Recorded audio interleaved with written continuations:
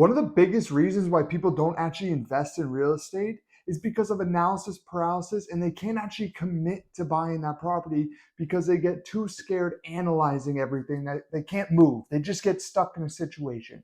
So in today's video, I'm going to go over the steps you need to take and follow to be able to buy your first investment property and actually have confidence in what you're buying and knowing it's a good investment. Hi, and welcome to my channel. My name is Shane Moynihan. I'm a real estate agent and investor based out of Keene, New Hampshire. If you're looking to buy, sell, or invest around the area, feel free to reach out.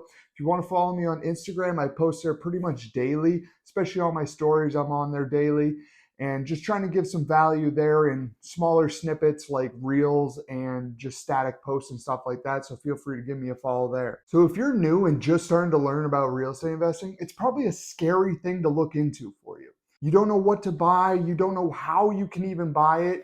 You don't know what to look at to see if it's even a good deal, if it makes sense as an investment. You don't really know what to do when you actually get it, what to do with the tenants, how to handle and manage rentals and collect rent, all that stuff. It's just all foreign to you. You have no clue. It's like telling some random person, hey, go run a 26.2-mile marathon when they don't know a damn thing about endurance running. They're not going to know what to do. They haven't ran since high school. Yeah, maybe they'll be able to complete it, but it's not going to be pretty and it's not going to be good. It's probably just going to injure them and not actually be of any benefit. So with this video, I want to provide you the information that you can follow these steps, go through with them, and go from that novice, that beginner that you are right now, where you don't have a clue of what you're looking to, and actually be able to confidently say, hey, this property here is what I want to buy because it's in my niche of investing. I know it makes sense. I've ran the numbers and I have everything in line where I can purchase it because I already got pre-approved, and you have confidence going into it that you can make money and actually invest your money correctly into an investment. So of course, starting out with something you have no clue about, the first thing you have to do is educate yourself. So that's number one, educate. And this is huge. This is my number one thing I tell everyone when they want to get into real estate investing. Of course, making money through supplying housing sounds like a fantastic idea, but you actually have to know what you're doing in that field to succeed in that field. If you're just going to buy some random house and try renting it out, it could make money, it could not. You could be in the red, you could be in the green. You don't know because you didn't actually analyze anything. So the first one's going to be educate yourself. A big thing that I did was start reading books. And I know it might sound outdated and like, oh, I don't read. I haven't read books in high school. Read a book. There's a reason that they're still being written, even though literally like everything's online today. It's because books are great. They condense so much information into a little book. If you want to cheat and do it the other way, do audiobooks. At least you're kind of getting the same thing.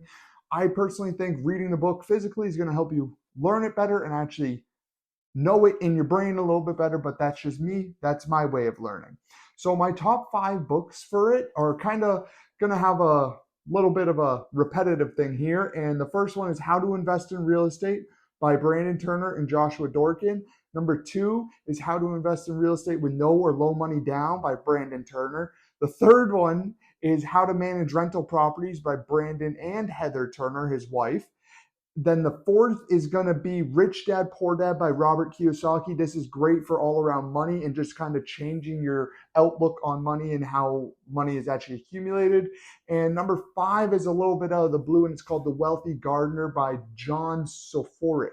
And this one's a little bit less known, but it's a great way of just kind of, it's like a little bit of a fable, but also dialogue at the same time, but it's really good.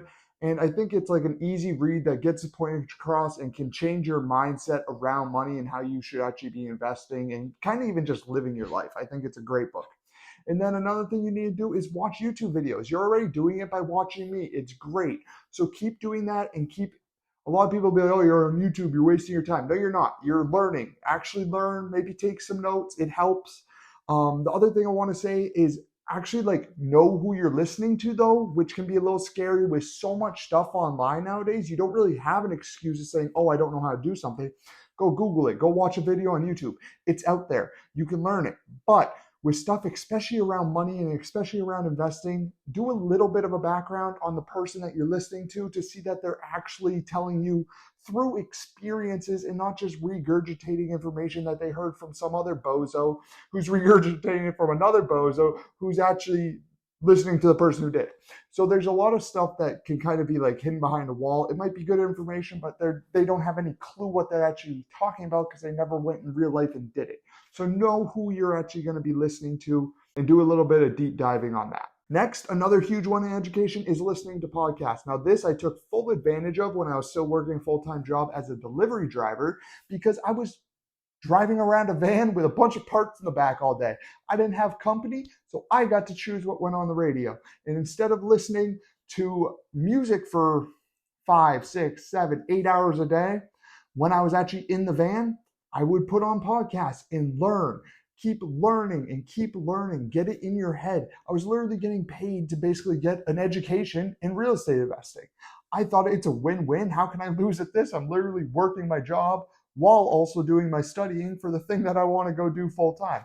It was a perfect setup, and I stayed at that job a little bit longer because it had that perk.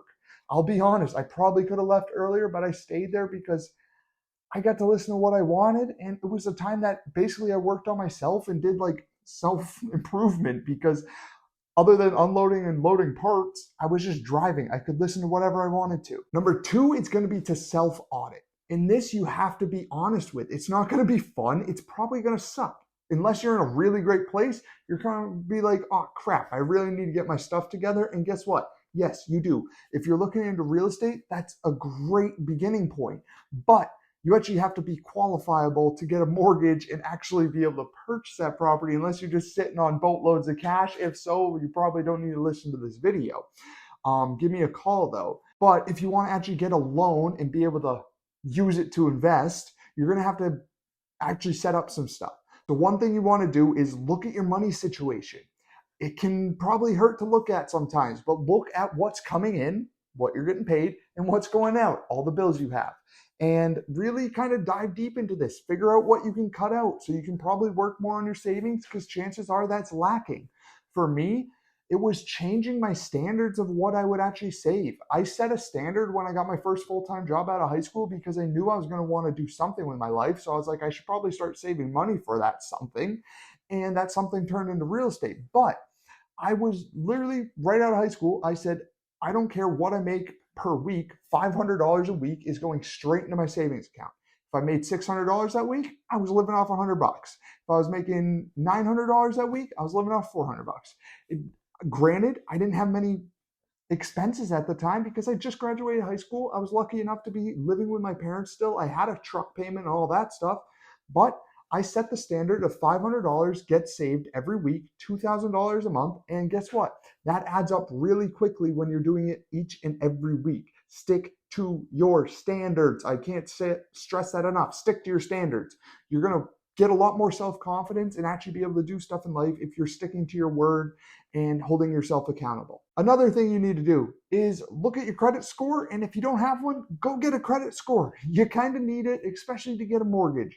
So even if it starts with one of those secure credit cards where you give the bank $500 cash, they give you a credit line of $500, and it's kind of like, hey, we're trusting you with this because we already have your money, but you make those payments within a few months, they're going to give you back your $500 because you've earned your credit line basically, and you have the $500 credit line, and that's kind of how you start your score and start building it up. The higher, the better. Just keep building it as best you can. One big thing with credit though is it does take time. So even if you have it at a decent rate or a decent score, to get up to like the 800s and above 800, it's really a time game. You just really have to have credit history. That's one of the biggest things that they take into account. And the last thing you need to do to actually be able to get mortgages is show that you have a job. Show your work history. Show that you're employable, you're a consistent worker, and you take home money each and every week, and you're reliable. So that the bank's actually like, oh, this guy can pay us back the money that he's taking out.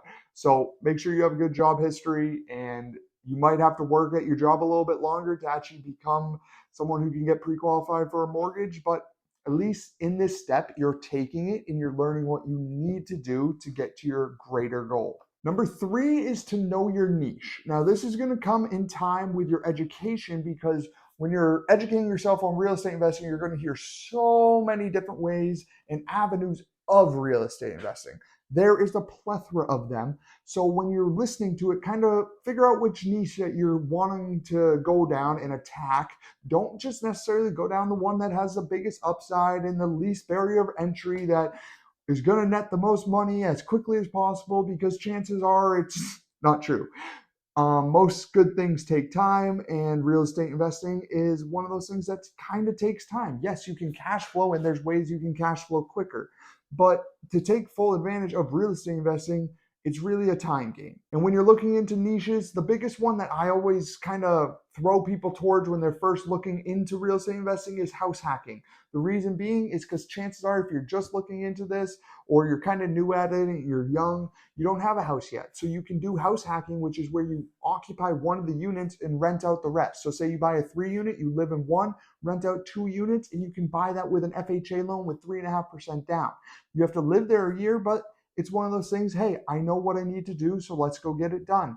And if you want to kind of free book about house hacking, and it kind of goes over my story, what I think about it, and how to get into it, I linked it down in the description below, completely free. Go check it out and just kind of read through it and let me know what you think. I hope it's kind of adds value to you, but I just want to include it. It's down in the description below, so go download it and take a read through it. Now, number 4 is going to be finding an agent. And this one is very, very important because you're going to want to do a little bit of background and digging on this too. Find an agent that actually walks the talk, basically. Find an agent that invests, because you're going to run into so many people because they want to get business in and sell real estate that they're going to say, oh yes, I love investing. I love working with investors.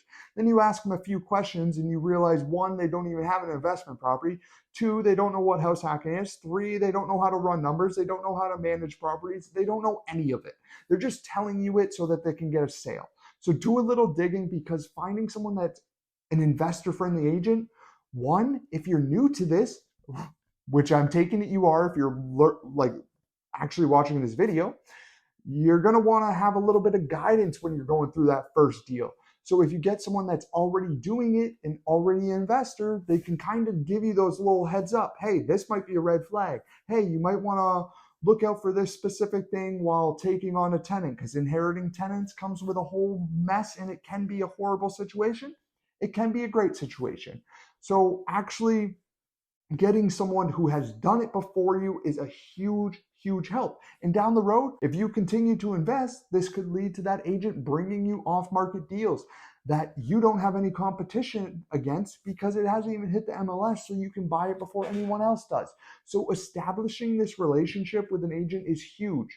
And it's a relationship is another thing. So like, know that that agent isn't forced to work with you and you're not forced to work with them. So if you kind of like find it and don't jive with them, just let them know that. Be upfront with them though. As an agent, please be upfront.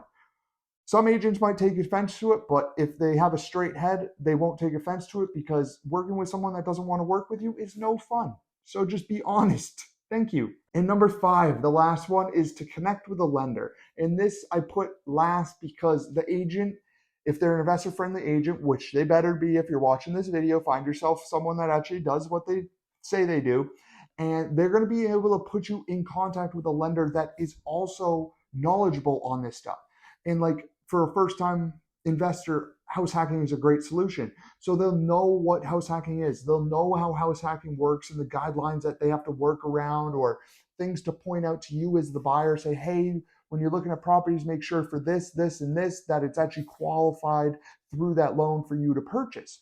So it's just like finding those relationships, establishing them, and kind of forming your team when you first start in investing. So right there, I just gave you a game plan, literally a 5-step thing to follow. And if you actually follow this, set your goals, keep learning, and like have the resilience to keep driving through all those barriers you're going to have to jump over and kind of get through to actually invest in real estate, you're going to be able to buy your first investment property, no problem. And you're going to hear a lot of stuff along the way, and probably so many people doubting you and saying, hey, you shouldn't invest in real estate because I heard this scary story, this horror story about this and that and that. Chances are that was some slumlord landlord that your family member knew 20 years ago that didn't even have a lease to rent out a place. Of course, it went horribly because they didn't take any of the precautions to go around that and protect themselves from a situation like that. So you're also going to hear people saying, oh, if I invested in real estate 20 years ago, I'd be rich. Yeah, no shit. But guess what? This stuff takes work and it's a little bit hard, so a lot of people don't do it. And then they use it as an excuse later on. Oh, I know I should have, but I just didn't. Well, don't make that excuse. Do your work, do your research, and actually do this because it can change your life. It has changed my life. So, with all that being said, I hope I have provided some type of value in this video that you can kind of build off of and hopefully buy your first investment property. If you end up buying investment property because of this video, please reach out, send me a picture. I would love to see your progress. Like, completely love it. I love real estate. I love seeing others get better at it and actually taking not advantage, but taking advantage of what is out there to invest in and how to get started early. So if this has provided you with some value, please hit the like button and the subscribe button, as I do release weekly real estate related videos. And if you want to see more day-to-day stuff from me, follow me on my Instagram. I post there every day. But without further ado, I'll catch you next week.